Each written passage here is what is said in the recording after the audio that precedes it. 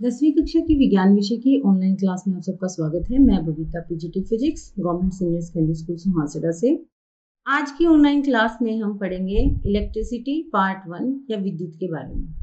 आज की online class में हम कुछ बिंदुओं पर ध्यान देंगे, जैसे विद्युत धारा और परिपथ, विद्युत विभव और विभवांतर, विद्युत परिपथ के अवयव के प्रतीक, विद्युत परिपथ आरेख। तो आप सबने देखा होगा कि हमारे घरों में इस प्रकार के कई उपकरण प्रयोग किए जाते हैं। आपको पता है कि ये सभी उपकरण किसकी सहायता से चलते हैं? इसका आपको सबको पता है, ये बिजली की सहायता से चलते हैं, जिसे हम लाइट भी कह देते हैं। तो क्या आसमान में कड़कती हुई बिजली और जो हमारे घरों में बिजली आती है वो एक ही है? क्या यही बिजली हमारे घरों में सप्लाई होती है? इसका आंसर आपको खोज के रखना है। बाकी हम नेक्स्ट स्लाइड में इसका आंसर देखते हैं। अब हमारे पास जो आसमान में कड़कती हुई बिजली है वो एक प्रकार की स्थिर विद्युत का उदाहरण है। बेटा, स्थिर विद्युत क्या होती है ये आपको पता होना चाहिए। स्थिर का मतलब क्या होता है? रेस्ट में। जो चीज किसमें है? रेस्ट में है, यानी आवेश क्या है? गतिमान है, नहीं है। विद्युत किसके कारण होती है? आवेश के कारण होती है। जैसे कि ये बादल है, बादल है हमारे, इन बादलों पे प्लस और माइनस चार्ज होते हैं। एक प्लस चार्ज होता है और एक माइनस चार्ज होता है। जब ये किसी भी वस्तु के संपर्क में आते हैं, संपर्क में आने के बाद जो रगड़ उत्पन्न होती है उससे ये चार्जेस क्या हो जाते हैं? अलग अलग हो जाते हैं, जिसकी वजह से इम्बैलेंस हो जाते हैं चार्जेस और एक दूसरे की तरफ अट्रैक्ट होते हैं, और इसकी वजह से बिजली कड़कती हुई आपको दिखाई देती है। और वो एक कंडक्शन पाथ, एक लिंक अपने में क्रिएट कर लेती है, जिससे वो कहीं भी गिर जाते हैं। गिरना बोलते हैं उसको, पर वो गिरती नहीं है। वो चार्जेस आपस में क्या होते हैं? अट्रैक्ट होते हैं। अब हमने पढ़ा है चार्जेस। चार्जेस क्या है? जैसे कि हम यहाँ पर एक लिथियम का उदाहरण लेंगे। बेटा, लिथियम एटम लेंगे। अब ये सोचो कि मैंने लिथियम का उदाहरण ही क्यों लिया? क्योंकि जो हमारे मोबाइल आते हैं, कोई भी छोटी मोटी बैटरी है, वो ऑलमोस्ट किससे बनी हुई होती है? लिथियम से मिलके बनी हुई होती है। अब जैसे कि आपको यहाँ पर दिख रहा है, ये परमाणु संरचना है। हमने येलो कलर की बॉल को प्रोटॉन माना हुआ है और ग्रे कलर की बॉल को न्यूट्रॉन माना हुआ है, और जो ब्लू कलर की बॉल है हमने उसको क्या माना है? इलेक्ट्रॉन। जैसे कि आप यहाँ पर देख रहे हैं, ये नाभिक है, नाभिक के अंदर होते हैं प्रोटॉन न्यूट्रॉन। आपने 9th क्लास में पढ़ा भी होगा। और जो ब्लू बॉल्स है, यानी हमने जिनको इलेक्ट्रॉन माना है, वो वृत्ताकार कक्ष में चक्कर लगा रहे हैं। अब लिथियम एटम के लिए प्रोटॉन की संख्या 3, न्यूट्रॉन 4 और इलेक्ट्रॉन कितने होते हैं? 3 होते हैं। हम धनात्मक आवेश को प्लस साइन से दिखाते हैं, ऋणात्मक को माइनस से दिखाते हैं। ये जस्ट आपकी एक बार उसको रिकॉल करने के लिए, पिछले जो 9th क्लास में आपने पढ़ा है उसको जस्ट रिकॉल किया है हमने। हम यहाँ पर देखेंगे कि बेटा न्यूक्लियस के अंदर ही प्रोटॉन और न्यूट्रॉन होते हैं। या याद रखने की बात यह है कि जो प्रोटॉन और न्यूट्रॉन है वो कभी भी नाभिक से बाहर नहीं आते। सिर्फ इलेक्ट्रॉन होते हैं जो क्या करते हैं कि थोड़ी सी एनर्जी मिलने के बाद अगले कक्ष में चले जाते हैं या एटम को छोड़कर बाहर आ जाते हैं। लिथियम देखिए, इस प्रकार की बैटरी आपने यूज़ भी की होगी, मोबाइल्स में भी यूज़ होती है, बहुत सारे चार्जर्स में भी यूज़ होती है। पहले जो पुराने फ़ोन आते थे उसमें भी लिथियम आयन बैटरी यूज़ की जाती थी। तो आप सब यहाँ से इसको कनेक्ट कर सकते हो। अब हम करेंगे कि टोटल आवेश क्यों कैसे निकालेंगे। हमें ये पता है इलेक्ट्रॉन पे इतना है, प्रोटॉन इतने हैं, न्यूट्रॉन इतने हैं। अब हम एटम का कुल आवेश कैसे निकालेंगे? ये फॉर्मूला है। सबसे पहले हमें इस फॉर्मूले की जरूरत क्यों पड़ी? जैसे कि आपको पता है, आपको खरीदने हैं 5 किलो, कोई भी सब्जी खरीदनी है। आप एग्जाम्पल ले सकते हो, 5 किलो क्या खरीदने? सेब खरीदने हैं। आपको 1 किलो का रेट पता है कि 1 किलो इतने का, तो आप कैलकुलेट कर सकते हो 5 के साथ क्या करोगे? 1 का जो भी रेट है उसको क्या कर दोगे? मल्टीप्लाई कर दोगे, तो आपके पास टोटल आ जाएगा। आपको बार बार पूछने की जरूरत नहीं कि 1 का कितना है, फिर दूसरे का कितना होगा, फिर तीसरे का कितना होगा, फिर चौथे का कितना होगा। तो इसके लिए आप क्या कर सकते हो? सिंपली टोटल आवेश का फॉर्मूला है Q = N × E। अब यहाँ पर टर्म्स देखिए, Q क्या है? कुल आवेश जो हमें निकालना है। N क्या है? इलेक्ट्रॉनों की संख्या, भाई 1 इलेक्ट्रॉन है, 2 इलेक्ट्रॉन है, 3 इलेक्ट्रॉन है, 4 इलेक्ट्रॉन है। और E क्या है? 1 इलेक्ट्रॉन पर आवेश। अब मैं आपको यहाँ पर एक बात बताऊंगी कि जो चार्ज है, आवेश है, उसको किस में मापा जाता है? कूलम में। कूलम को हम लिखते हैं C से। एक कूलम में कितने इलेक्ट्रॉन होते हैं? 6 गुणा 10 की पावर 18 इलेक्ट्रॉन होते हैं बेटा। एक कूलम में कितने इलेक्ट्रॉन होते हैं? 6 गुणा 10 की पावर 18 इलेक्ट्रॉन। और एक इलेक्ट्रॉन पर कितना आवेश होता है? 1.6 इंटू 10⁻⁻19 कूलम। ये आपको याद रखना पड़ेगा कि हमारे पास जो कूलम है, आवेश का मात्रक कूलम है, कूलम में कितना इलेक्ट्रॉन्स होते हैं? 6 गुणा 10 की पावर 18 इलेक्ट्रॉन्स होते हैं। और एक इलेक्ट्रॉन पर कितना आवेश होता है? 1.6 गुणा 10 की पावर -19 कूलम। ये ऋणात्मक होता है क्योंकि जब क्या हुआ था, विद्युत का आविष्कार नहीं किया गया था, जब तक विद्युत को ऑब्जर्व नहीं किया गया था बेटा, तो इलेक्ट्रॉनों का पता नहीं था कि इलेक्ट्रॉन जैसी भी कोई चीज होती है। उस समय तक सिर्फ साइंटिस्टों को क्या पता था कि प्रोटॉन और न्यूट्रॉन, प्रोटॉन ही होते हैं। प्रोटॉन क्या था? एक धनात्मक आवेश था। जैसे कि आपने एलईडी घरों में देखी होगी, अब दिवाली भी आ रही है, आप लोग जलाओगे, जैसे ही हम स्विच ऑन करते हैं एलईडी जल जाती है। इस टाइप के बोर्ड्स भी देखे होंगे आपने, जैसे कि इस पे रजिस्टर लगा हुआ है, जैसे हम स्विच ऑन करते हैं एलईडी क्या हो जाती है? जल जाती है। तो इस प्रकार की चीजें क्या है आपको नोट करनी है, सारी विद्युत में आती हैं। अब हम विद्युत के लिए एक सर्किट बनाएंगे। हमने कॉपर का वायर लिया, एक एलईडी में एक बड़ा पैर एक छोटा पैर है, बड़े को हम पॉजिटिव और छोटे को नेगेटिव लेते हैं। ये कुंजी लगाई बेटा हमने, जिसको स्विच बोलते हैं, और एक बैटरी लगाई, जिसकी सहायता से हमने क्या किया? सर्किट को कंप्लीट कर दिया। और देखिए जब हमने स्विच को ऑन किया तो इलेक्ट्रॉन्स क्या करते हैं? एक जगह से दूसरी जगह फ्लो करना शुरू कर देते हैं।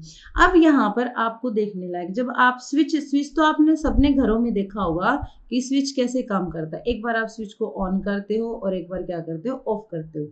यहाँ पर आपका एक नॉर्मल सा सवाल आता है कि जो तारे होती हैं हमारे खंभों के ऊपर, उन पे जब भी कोई पक्षी बैठता उसके करंट नहीं लगता, पर जब हम गीले पानी में पानी में गीले पैर या कुछ भी है उसको नंगी तारों के साथ छू देते हैं तो हमें बहुत ज्यादा करंट लगता है। क्यों लगता है? वो यही रीजन है, सर्किट कंप्लीट होगा। जब तक सर्किट कंप्लीट नहीं होगा विद्युत का प्रवाह नहीं बनेगा। जैसे ही सर्किट कंप्लीट हो जाएगा विद्युत का प्रवाह बन जाएगा। अब यहाँ पर देखिए इलेक्ट्रॉन्स आपको दिखाई दे रहे होंगे कि एक जगह से दूसरी जगह जा रहे हैं। जब हमने इस सर्किट को कंप्लीट किया, बैटरी को हमने लगाया, बैटरी में एक क्या होता है? एक पॉजिटिव पॉइंट होता है और एक क्या होता है? नेगेटिव पॉइंट होता है। तो एक बार हम आगे देखते हैं इसका क्या मतलब है।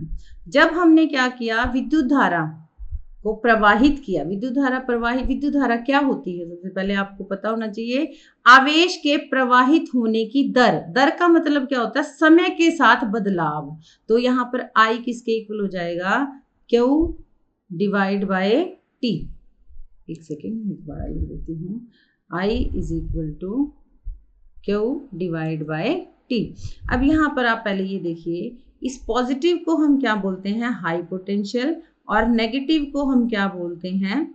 लो पोटेंशियल बोलते हैं। जब तक जो हमारे साइंटिस्ट थे उन्होंने बिजली को ऑब्जर्व नहीं किया था, तब तक हमारे पास सिर्फ कौन सा चार्ज था? पॉजिटिव चार्ज था। तो उन्होंने कह दिया कि पॉजिटिव चार्ज जिधर जा रहे हैं उधर ही विद्युत धारा की दिशा है। पर जब इलेक्ट्रॉन की खोज हुआ तो ये पाया गया कि जो इलेक्ट्रॉन्स हैं उसके अपोजिट डायरेक्शन में क्या जाता है? करंट जाता है। तो देखिए इलेक्ट्रॉन कहाँ से कहाँ जा रहे हैं? नेगेटिव से पॉजिटिव जा रहे हैं। नेगेटिव का मतलब यहाँ पर ये नहीं है बेटा कि यहाँ पर सारे ही माइनस चार्जेस हैं, सारे ऋणात्मक चार्जेस हैं, और पॉजिटिव का मतलब भी ये नहीं है कि यहाँ पर सारे ही पॉजिटिव चार्जेस हैं। यहाँ पर क्या है? पोटेंशियल ज्यादा है, जो कि हम आगे नेक्स्ट स्लाइड्स में पढ़ेंगे कि पोटेंशियल क्या होती है। तो यहाँ पर देखिए आप, विद्युत धारा की दिशा और इलेक्ट्रॉन के प्रवाह की दिशा दोनों एक दूसरे के क्या होती हैं? विपरीत होती हैं। आवेश के प्रवाहित होने की दर को विद्युत धारा कहते हैं। जैसे I हमारा मैंने बताया कि आवेश के प्रवाहित होने की दर I is equal to Q by T। Q किस में मापते हैं? कूलम में, और ये क्या है? Second, coulomb per second. तो हमारा फॉर्मूला हो गया, करंट को हम किस में भी मापते हैं? एम्पियर में। तो एम्पियर 1 एम्पियर किसके इक्वल हो जाता है बेटी? Coulomb per second. जैसा कि आपको पता है, आप लोगों को समझ में तो आ रहा है ना बेटा कि हम क्या करने जा रहे हैं। तो यहाँ से हम फॉर्मूला इस टाइप से लिख सकते हैं, electric current I is equal to Q by T, 1 ampere is equal to 1 coulomb by 1 second. मात्रक हम क्या मानते हैं, एम्पियर मानते हैं, 1 कूलम बाई सेकेंड नहीं लिखना आपको। अगर ये पूछा जाए कि विद्युत धारा का मात्रक क्या, तो आप क्या लिखोगे, एम्पियर लिखोगे। और एक इलेक्ट्रॉन पर कितना आवेश होता है, 1.6 गुना 10 की पावर माइनस 19 कूलम होता है, जैसे कि मैंने आपको बताया था। इसे किया है आंद्रे मैरी एम्पियर ने डिस्कवर किया है, इसके बारे में आपको उन्होंने बताया है। अब आप चलिए एक सवाल करिए, एक आपकी क्लास में 45 मिनट तक पंखा चलता है। अभी देखिए कैसे सोल्व करते हैं ऐसे क्वेश्चन को। आई हमारा किसके इक्वल है बेटा, हमने आई को मान लिया किसके इक्वल है, क्यू डिवाइड बाय में टी। आई हमारा किसके इक्वल है, क्यू डिवाइड बाय में, सॉरी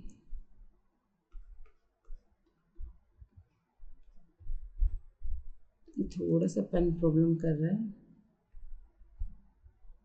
जैसे कि यहाँ पर देखिए आप, एक स्कूल की कक्षा में एक पंखा 45 मिनट तक लगातार चलता है और इसमें से 540 कूलम का आवेश प्रवाहित होता है, विद्युत धारा निकालनी है। तो देखो बेटा, कुल आवेश कितना है, 540 कूलम है, समय कितना है हमारा 45 मिनट, जबकि हमें किस में निकालना होता है, सेकेंड में। तो हम क्या करेंगे, 45 गुना 60 इज इक्वल टू 2700 सेकेंड आ गया।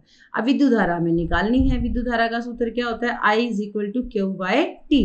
जब हम यहाँ पर इसको सोल्व करते हैं तो हमारे पास क्या आता है, 0.2 एम्पियर विद्युत धारा प्रवाहित होती है। तो आप सबको इसको अपनी नोटबुक में सोल्व करना है। आपने इस प्रकार से देखा होगा कि जो बिजली ठीक करने वाले हैं या बड़े बड़े जो कंपनीज हैं, उनमें जो किस प्रकार से उपकरण को बिजली को चेक किया जाता है कि कहाँ पर फॉल्ट है। तो इस प्रकार से ये उपकरण प्रयोग में लाया जाता है। येलो कलर का होता है, मल्टीमीटर होता है। देखिए आपको दिखाई भी दे रहा होगा, इसमें रीडिंग आती हैं, 2 इसमें वायर्स हैं, एक ब्लैक है और एक रेड। आइए देखते हैं क्या होता है। ये है बेटा एक मल्टीमीटर है, आपको दिखाई दे रहा है। यहाँ पर क्या लिखा हुआ है, V लिखा हुआ है, यहाँ पर क्या लिखा हुआ है, A लिखा हुआ है। ये V क्या बताता है, वोल्ट मीटर, यानी वोल्टेज को बताएगा कितनी वोल्टेज आ रही है। और ये क्या बताएगा, करंट को बताएगा। इसमें 2 वायर होती हैं, एक पॉजिटिव और एक नेगेटिव होती है। जैसे ही आप इन वायर्स को किसी भी प्लग में इंसर्ट करोगे तो आपके पास यहाँ पर रीडिंग आ जाएंगी। अगर आप इस नॉब को, जो नॉब दिखाई दे रही है, इसको V की तरफ करोगे तो वोल्टेज आ जाएगी, A की तरफ करोगे तो आपका करंट शो हो जाएगा। किसी भी परिपथ को में विद्युत धारा को मापने के लिए हम एक यंत्र का प्रयोग करते हैं, उसे हम क्या कहते हैं, एमीटर। जैसे ये अभी मैंने आपको दिखाया ना, एमीटर इस प्रकार से होता है। तो आप ये सर्किट खुद भी जनरेट कर सकते हो। कोई भी एलईडी बल्ब ले लिया, उसको बैटरी से कनेक्ट कर दिया, 2 वायर जो हैं उसके साथ हमने एमीटर को कनेक्ट किया, तो करंट पता चल जाएगा कितना करंट हमारा उसमें फ्लो कर रहा है। पहले पुराने टाइम में देखिए बेटा, इस टाइप से एमीटर यूज करते थे, सेल यूज करते थे। अब हमारे पास डिजिटल मल्टीमीटर आ गया है, उसकी सहायता से हम करंट को माप सकते हैं। अब है विद्युत परिपथ के भागों को विद्युत अवयव कहा जाता है। अवयव क्या होता है, जिन छोटे छोटे पार्ट से मिलके हमारा परिपथ बनता है।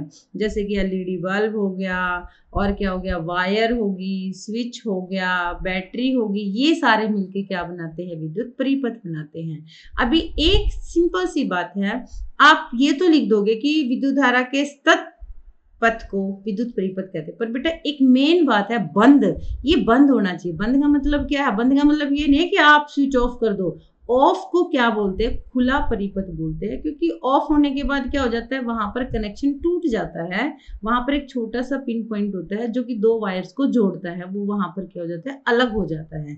जब आप इसको क्या करते हो, स्विच ऑन करते हो, ऑन करने के बाद वो उनके बीच में कनेक्ट हो जाता है, एक कनेक्शन बना देता है, जिससे कि विद्युत धारा का प्रवाह सही हो जाता है। जो मैंने अभी आपको थोड़ी देर पहले बताया था ना, कि खंबे पर जो बड़ी बड़ी हाई वोल्टेज की लाइंस होती हैं, वहां पर कोई पक्षी बैठ जाता है, उसके तो करंट लगता नहीं है, पर जब हम गीले पैरों से किसी भी तार को छू देते हैं तो हमें करंट लग जाता है। क्यों लगता है, क्योंकि हमारा जो परिपथ होता है वो कंप्लीट हो जाता है। जैसे ही कंप्लीट परिपथ होगा तो हमें क्या लगेगा, झटका लगेगा, वहां से विद्युत धारा प्रवाहित होनी शुरू हो जाती है। अब ये कुछ सिंबल्स हैं जो हमारे यहाँ पर यूज होते हैं। जैसे इलेक्ट्रिक सेल है, सेल के लिए हमने इस प्रकार से सिंबल दिखाया है, एक छोटा, एक बड़ा, एक पॉजिटिव, एक नेगेटिव। कई सेल मिलके क्या बनाती है, बैटरी बनाती हैं। तो देखिए यहाँ पर हमने 3 सेल को एक साथ जोड़ दिया। प्लग की इस प्रकार से होती है, ये कैसी की है, ये खुली हुई है। बंद का मतलब हमने इसमें कोई भी कनेक्शन डाल दिया जिससे क्या हो गया, परिपथ कंप्लीट हो गया। ज्वाइंट, वायर को ज्वाइंट करते तो आपको पता है एक वायर पे दूसरा वायर ज्वाइंट करेंगे तो कैसे होगा, और बिना क्रॉसिंग के ये एक दूसरे के ऊपर से जा रहे हैं बेटा। जब हम किसी भी वायर को ऐसे शो करते हैं ना तो इसका मतलब ये है कि इसके ऊपर से जा रहा है वायर बिना टच किए हुए। विद्युत बल्ब के लिए इस प्रकार का सिंबल है, प्रतिरोधक के लिए इस प्रकार का है, और परिवर्ती प्रतिरोधक के लिए क्या है, ये इस प्रकार से। हम जो हमारा सिंबल है वो क्या बताता है, ये वेरिएबल होता है बेटा, कि हम इसको कम या ज्यादा कर सकते हैं। हम रेजिस्टेंस को, जो प्रतिरोध, हम इसको कम या ज्यादा नहीं कर सकते, इसकी फिक्स वैल्यू होगी, पर इसको हम क्या कर सकते हैं, कम या ज्यादा कर सकते हैं, जिससे हम धारा नियंत्रित कर सकते हैं। धारा का मतलब विद्युत धारा। एमीटर, एमीटर के लिए ए, एक साइड प्लस एक तरफ माइनस। दूसरा क्या है, वोल्टमीटर। वोल्टमीटर के लिए भी क्या सिंबल है, वी, एक माइनस और एक प्लस। ये सिरे दिखाने जरूरी होते हैं क्योंकि इनसे ही हमें पता चलता है कि हमारा कनेक्शन कैसा है।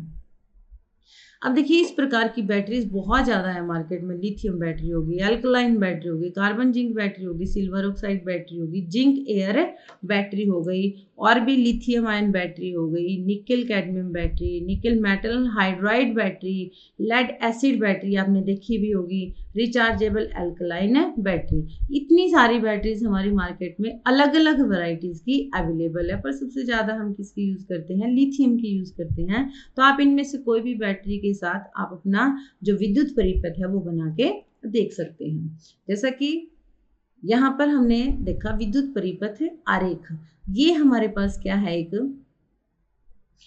देखिए आपने ये क्या है, ये बैटरी होती है जिसको हम पहले भी यूज़ करते थे, और आजकल तो चलो इन्वर्टर का ज़माना हो गया, थोड़ा सा कम यूज़ करते हैं। ये वायर्स आपको क्लियर दिखाई दे रही है बेटा, ये प्लस है सिरा है, और ये क्या है, माइनस सिरा। ये प्लस सिरा और ये माइनस सिरा। ये जो नीचे स्पाइरल वायर को जब हम ऐसे करते हैं, आपने कभी बैटरी में देखा होगा इस टाइप से होती है, तो कौन सा सिरा है, माइनस सिरा है। दूसरा, जब बल्ब के नीचे की तरफ से जो वायर कनेक्ट होके जा रहा है वो कौन सा सिरा है, प्लस सिरा है।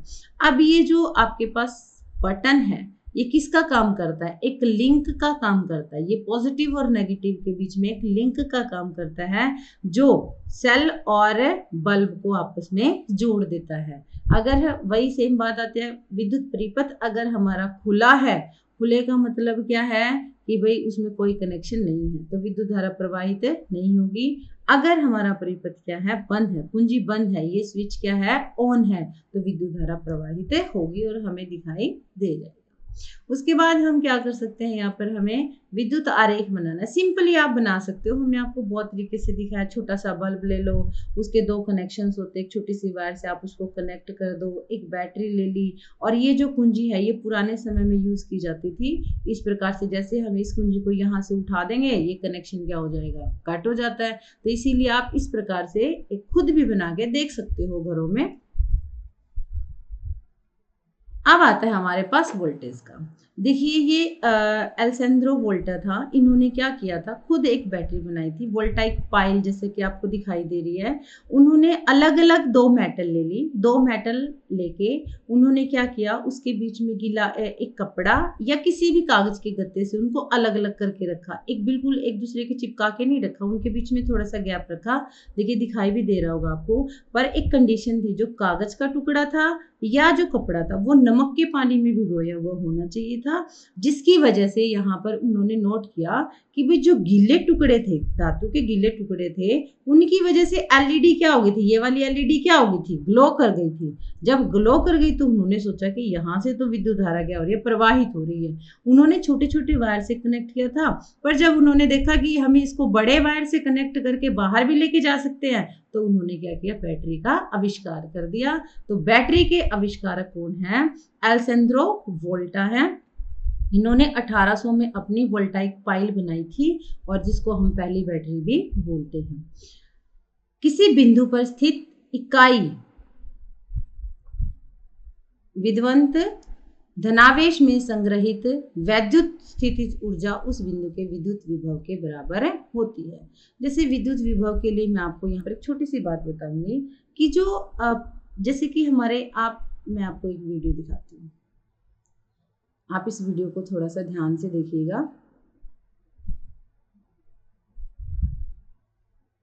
देखिए ये आपके पास एक पाइप है, इसमें क्या है, वाटर दोनों सिरों में दिख रहा है आपको। जब हमने इस नोजल को क्या किया, ऑन किया, तो यहाँ पर जो चेंजेस है इक्वल दिखाई दे रहा है आपको। पहले ही कैसे था, ऐसे था, इस प्रकार से था, एक तरफ खाली थी, दूसरी तरफ क्या पानी भरा हुआ था। वहां से जब हमने टैप को खोला, जब हम ये टैप खोलते हैं बेटा, तो सारा पानी कहाँ चला जाता है, दूसरी में चला जाता है। पर आपने ये देखा होगा ए कंप्लीट खाली नहीं होता। कब तक वाटर फ्लो करता है, जब तक कि दोनों का लेवल बराबर ना हो जाए। तो आवेश के साथ भी यही प्रॉब्लम होती है कि वो कब फ्लो करता है। जो मैंने आपको बताया था ना हाई पोटेंशियल, वो हाई पोटेंशियल यही है बेटा कि जब एक के पास चार्ज ज्यादा हो, दूसरी तरफ क्या हो, चार्ज कम हो, तो क्या करता है, हाई से लो पोटेंशियल की तरफ फ्लो करता है। जैसे कि आप यहाँ पर देख भी रहे हैं, ये बैटरी है, ये बैटरी का पॉजिटिव एंड है और एक बैटरी का नेगेटिव एंड है। यहाँ से क्या हो रहा है, इलेक्ट्रॉन को फोर्स मिल रहा है, अच्छा खासा फोर्स मिल रहा है। देखिए यहाँ से तो वो लाठी पकड़ के आ रहे हैं, फिर बीच में जा रहे हैं, उनकी उनको इतनी एनर्जी दे दी कि उनकी लाठी गई कहीं पर और बाद में वो भाग रहे, जैसे कि उनका कोई अच्छे से उनको एनर्जी दी गई हो, कोई फूड प्रोवाइड किया गया हो। तो बैटरी क्या करती है, उनको एनर्जी प्रोवाइड करती है इलेक्ट्रॉन्स को सप्लाई के लिए। आप यहाँ पर देख रहे हैं कि जो रेड और येलो बॉल्स है वो नाभिक को दर्शाती हैं, वो प्रोटॉन और न्यूट्रॉन्स है हमारे पास। और जो ग्रीन कलर की डॉट्स है जो मूव कर रहे हैं वो इलेक्ट्रॉन्स है बेटा। आपने देखा होगा कि मैंने कहा था कि सिर्फ इलेक्ट्रॉन मूव करते हैं, प्रोटॉन और न्यूट्रॉन मूव नहीं करते, वो अपने नाभिक में उपस्थित रहते हैं, वहां से सरकते नहीं हैं। सिर्फ क्या मूव करते हैं, इलेक्ट्रॉन्स मूव करते हैं, वो भी एक जगह से दूसरी जगह, क्योंकि इलेक्ट्रॉन्स क्या होते हैं, फ्री होते हैं मूव करने के लिए। किसी विद्युत धारावाही चालक के दो बिंदुओं के बीच एक कूलम आवेश को एक बिंदु से दूसरे बिंदु को ले जाने में 1 जूल कार्य किया जाता है। देखो यही है बेटा, यहाँ से एक सिरे से दूसरे सिरे तक जब हम आवेश को लेके जाते हैं तो जितना काम किया जाता है उसको क्या बोलते हैं, विभवांतर बोलते हैं। और वो विभवांतर कितना होता है, 1 वोल्ट होता है। विभवांतर का सही मात्रा क्या है, वोल्ट है। इसको हम इंग्लिश में पोटेंशियल डिफरेंस से भी मेजर करते हैं। क्या होता है, ये वर्क डन डिवाइड बाय में चार्ज होता है। दो बिंदुओं के बीच विभवांतर का फॉर्मूला है वर्क यानी किया गया कार्य डिवाइड बाय कुल आवेश, कितना आवेश हमने फ्लो करवा दिया। 1 वोल्ट के लिए फॉर्मूला क्या, 1 जूल बाय 1 कूलम है। तो आप इसको कहीं भी यूज कर सकते हो, आपको ये याद तो करना पड़ेगा। देखो कितना आसान है कि हमने जितना काम किया, किसके लिए काम किया, आवेश के लिए तो काम किया ना, तो कुल किया गया कार्य बटे कुल आवेश। यहाँ पर देखिए आप, विभवांतर क्या है, विभवांतर हम एक यंत्र से मापते हैं जिसे हम वोल्ट मीटर कहते हैं। हमने करंट को किससे मापा था, एमीटर से मापा था। अब हम इसको किससे मापेंगे, विभवांतर को वोल्ट मीटर से मापेंगे। तो दोनों के लिए अलग अलग चीज है। देखो आपको बिल्कुल आसान सा तरीका बताती हूँ। करंट को एम्पियर में मापते हैं इसलिए एमीटर से मापा जाता है, और ये क्या है, विभवांतर को वोल्ट मीटर से मापा जाता है। अब ये बैटरी देखिए, बैटरी में आपने इस प्रकार से सिरे देखे होंगे, एक पॉजिटिव होता है और एक नेगेटिव होता है। जब हम इसको, जो आपका डिजिटल वोल्ट मीटर है, इसको बैटरी के से कनेक्ट करते हैं, बैटरी से कनेक्ट करके जब हम जलाते हैं इसको, तो ये बल्ब ग्लो कर जाता है। अब हमें किन्हीं भी दो बिंदुओं के बीच में क्या करना है, विभवांतर देखना है कि कितना विभवांतर है। तो हम ए और बी के साथ कनेक्ट करके देखते, देखिए तो हमारे पास रीडिंग आ गई। पहले क्यों नहीं आई थी, क्योंकि हमने गलत कनेक्शन कर दिए थे। पॉजिटिव नेगेटिव का एक दूसरे के साथ जुड़ना बहुत जरूरी बेटा। पॉजिटिव पॉजिटिव के साथ जुड़ता है और नेगेटिव नेगेटिव के साथ जुड़ता है, क्योंकि तभी तो विद्युत धारा प्रवाहित होगी, अदरवाइज विद्युत धारा प्रवाहित नहीं होगी।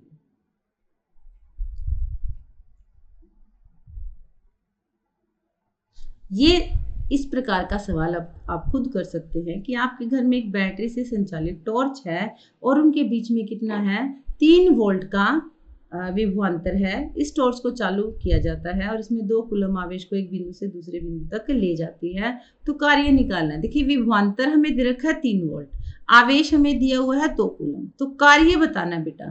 कार्य हम कैसे बताएंगे, आप बताइए। कार्य का फॉर्मूला क्या था हमारे पास, कार्य का फॉर्मूला क्या था हमारे पास, पहले तो V का फॉर्मूला क्या था, W डिवाइड बाय में Q।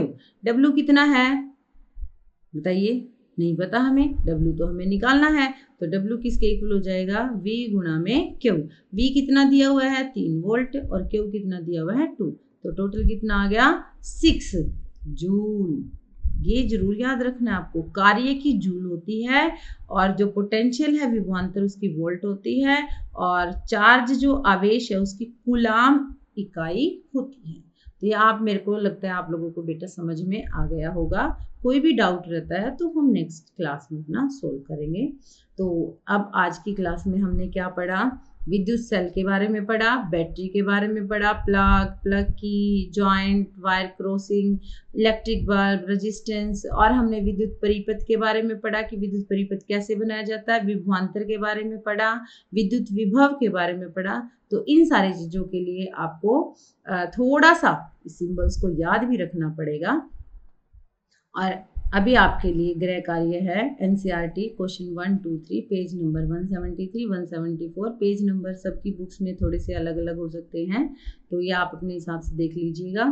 तो आप इस प्रकार से कुछ प्रश्न हल कर सकते हैं। प्रश्न 1, प्रश्न 2 और प्रश्न 3। Thank you.